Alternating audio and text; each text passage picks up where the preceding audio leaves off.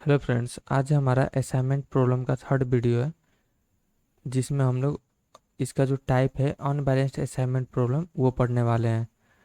चलते हैं क्वेश्चन की तरफ।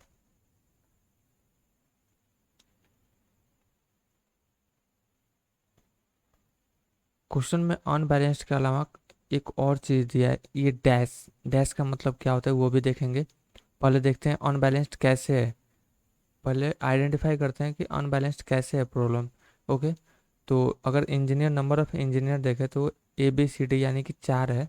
एंड प्रोजेक्ट कितने हैं? 5 है। यानी कि 4 into 5 का मैट्रिक्स बन रहा है। लेकिन हम लोगों को सॉल्यूशन के लिए क्या चाहिए? या तो 5 into 5 चाहिए या 4 into 4 चाहिए। लेकिन यहाँ पे मैक्सिमम अगर देखें यहाँ पे 4 into 5 में, तो जो ये बड़ा नंबर होता है इसीलिए हम 5 into 5 में कन्वर्ट करेंगे टेबल को, यानी कि बैलेंस टेबल में कन्वर्ट करेंगे। तो इसके लिए क्या किया था, ये तो प्रोजेक्ट 5 है ही, तो एक इंजीनियर को हम लोग बढ़ा देंगे। तो उसी के लिए क्या किया है, since the given table is unbalanced so we should add one more dummy row for engineer E. Engineer E को जोड़ेंगे हैविंग जीरो रेट्स, उसका जिसका रेट क्या है, जीरो है। तो नया टेबल का क्रिएशन करते हैं। सेम टू सेम पहले जो है उसका वैल्यू हम लिखेंगे, जैसे यहाँ पे 9 12। अब हाँ, यहाँ डैश है। ये डैश का मतलब क्या होता है? या तो इसको सॉल्यूशन में वो इग्नोर कर दीजिए, इसको मतलब कोई वैल्यू नहीं दीजिए, या इसको इनफाइनाइट ले लीजिए, क्योंकि हम लोग को असाइनमेंट प्रॉब्लम में के सॉल्यूशन में हर जगह मिनिमम वैल्यू का यूज होता है, मैक्सिमम वैल्यू का यूज नहीं होता है। इसलिए हम इसको क्या करेंगे, या तो डैश को डैश छोड़ देते हैं, इग्नोर कर देंगे, या इसको इनफाइनाइट यानी कि बड़ा नंबर सबसे ले लेंगे। हम इसको वो कर देते हैं, इग्नोर कर देते हैं, सबसे बेस्ट है। तो इग्नोर करने का मतलब डैश का डैश, यहाँ 14। और चूंकि ये रो ई जोड़े हैं हम, तो इसका सब में कॉस्ट क्या करेंगे, जीरो जीरो कर देंगे। यहाँ पे 11 9, बाकी सब सेम टू सेम लिख देंगे। Again dash. डैश कहीं भी है, कितना भी हो इग्नोर करते जाना है। 10 10 11 एंड 7।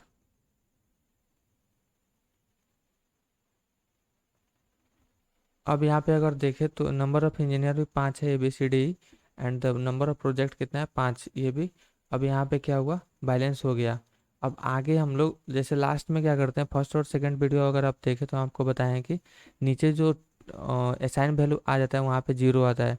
और असाइन वैल्यू निकालने के लिए क्या करते हैं हम उसको, जहाँ जहाँ जीरो होता है असाइन वैल्यू आया रहता है, उसके कॉस्ट को हम लोग ऐड करते हैं। ओके, तो वो कॉस्ट को ऐड करने के लिए हम यहाँ पे अब आएंगे, क्योंकि यहाँ पे जो है बैलेंस टेबल से ही ऐड करते हैं उसको।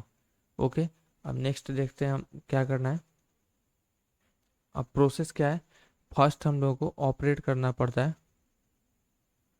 ऑपरेटिंग रो को ऑपरेट करना होता है पहले, रो। अब R1 माइनस जो सबसे मिनिमम होगा उसको सब्ट्रैक्ट करेंगे। सबसे मिनिमम अगर R1 में देखें तो 9 है, तो 9। R2 माइनस, इसमें भी 9 ही है सबसे मिनिमम, क्योंकि ये तो डैश को हम या तो इनफाइनाइट मान रहे हैं या तो इग्नोर कर दे रहे हैं, तो ये तो सबसे बड़ा नंबर है। अब R3 में अगर देखें तो यहाँ पे 11 नहीं 7 है यहाँ पे। R4 में भी 7 है। एंड R5, ये तो सबका सब जीरो ही है। तो इसको सब्ट्रैक्ट करने के बाद 9 - 9 ये हो जाएगा जीरो। फिर 11 - 9 2। फिर 15 - 9 6, ये 1 एंड ये 2। 0 2 6 1 2। उसके बाद फिर R2 में से 9 को सब्ट्रैक्ट करेंगे, तो ये हो जाएगा हम लोग का 3 0। डैश का डैश छोड़ देते हैं एंड 1 0 1 0। देन डैश को डैश छोड़ देंगे। अब R3 में से कितना सब्ट्रैक्ट करना है, 7। इसको करेंगे तो हो जाएगा 7 नहीं 4। यहाँ 11 है, यहाँ पे 7 14 14 7। फिर यहाँ 4 एंड 0। ये R4 में 7 है। फिर 7 1 5 0 1। यहाँ पे जीरो में से जीरो को हटाने पे कोई फर्क पड़ने वाला है नहीं। अब रो को ऑपरेट करने के बाद क्या करते हैं हम, सेकेंड में कॉलम को ऑपरेट करते हैं। भले ही कोई चेंज ना हो फिर भी हम लोग को ऑपरेट करना पड़ेगा। अगर आपका कॉम्पिटिटिव एग्जाम है उसमें आप शॉर्टकट कर सकते हैं, लेकिन ये एक नाटक ही समझिए। कॉलम वन में देखें तो जीरो है, नो चेंज। फिर C2 में भी जीरो है, C2 में भी जीरो है, तो सबसे मिनिमम तो जीरो ही हुआ। C3 में भी जीरो है, C4 में भी जीरो है, एंड C5 में भी जीरो है। कोई चेंज नहीं हुआ। फिर यहाँ पे हम सेम टू सेम छाप देंगे, जो कि एक नाटक है, इसको पूरा करते हैं। 204 1 0 6-7 5 0 1 1 4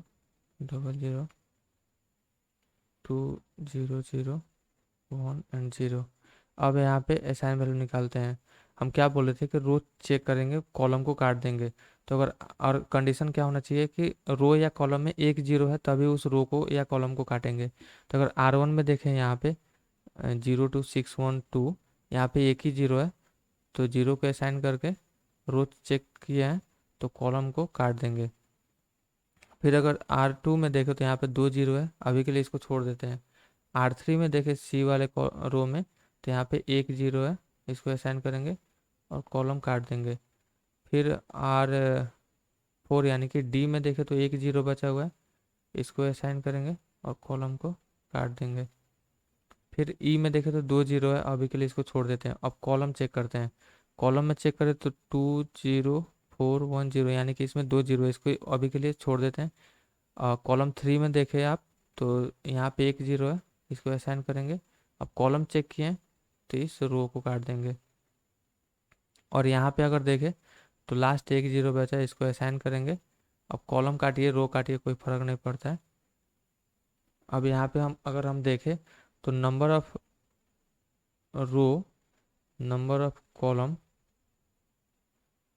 नंबर ऑफ लाइन, लाइन जैसे कि ये काटे हैं हम ये वाले लाइन को, एंड नंबर ऑफ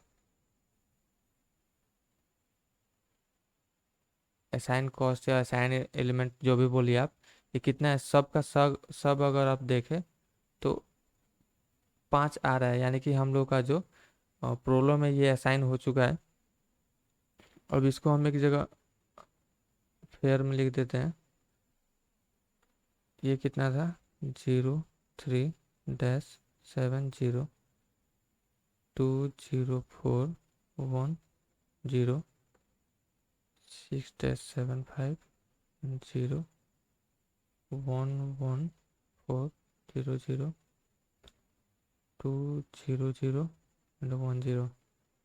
अब हम लोग कहाँ कहाँ है ये देख लेते हैं।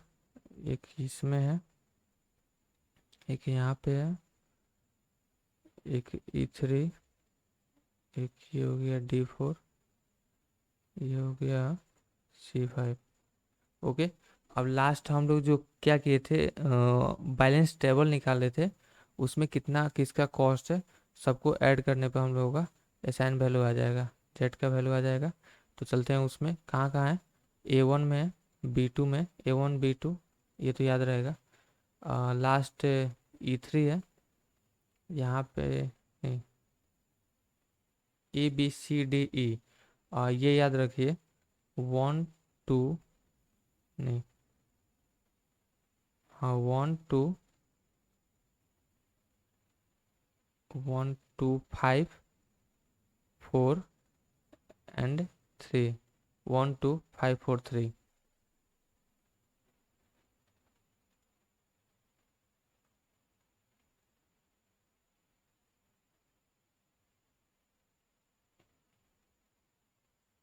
ये तो क्वेश्चन है यहाँ पे हम किए हैं, तो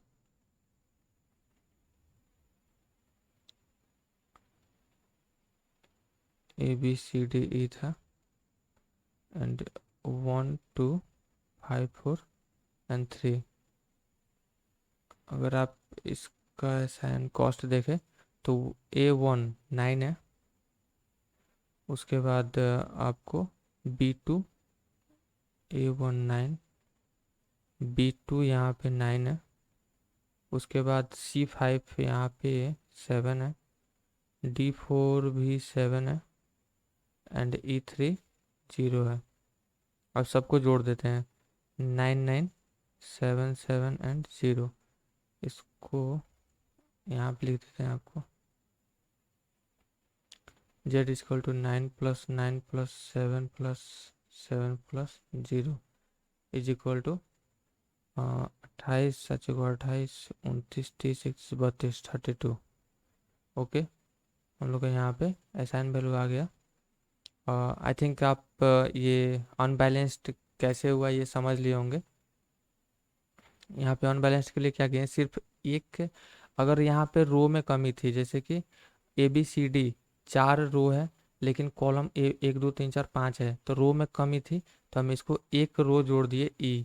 अगर आप यहाँ पे D होता, अगर यहाँ ही यहीं पे अगर यहाँ पे 4 होता इंजीनियर, तो एक इंजीनियर 5 नंबर का जोड़ देते हैं, लेकिन अल्फ़ाबेटिकल है तो ABCD E को जोड़ दिए। यहाँ पे नंबरिकल होता तो 1 2 3 4 5 को जोड़ दे। यहाँ पे रो में कमी थी तो रो को जोड़े। अगर लेकिन हाँ, घटाएंगे नहीं भाई, रो और कॉलम में घटाना नहीं है, बस बैलेंस करने के लिए बढ़ा सकते हैं, आप घटा नहीं सकते। और कॉस्ट जो भी होगा ना, जो डमी, इसको डमी रो और कॉलम बोलते हैं, रो और कॉलम, इसका कॉस्ट हमेशा सबका 0 0 लिया जाता है। ओके, यहाँ पे जैसे हम 0 0 0 5 0 लिए वैसे। ओके, अनबैलेंस में आप क्लियर हो गए होंगे। नेक्स्ट अनबैलेंस्ड में एक होता है ना मैक्सिमाइजेशन, मैक्सिमाइजेशन का प्रॉब्लम होगा, वो नेक्स्ट वीडियो में बनाने वाले हैं, फोर्थ पार्ट के वीडियो में। Okay, thank you. In case अगर आपको कोई प्रॉब्लम है तो आप हमको व्हाट्सएप कर सकते हैं। Okay, thank you.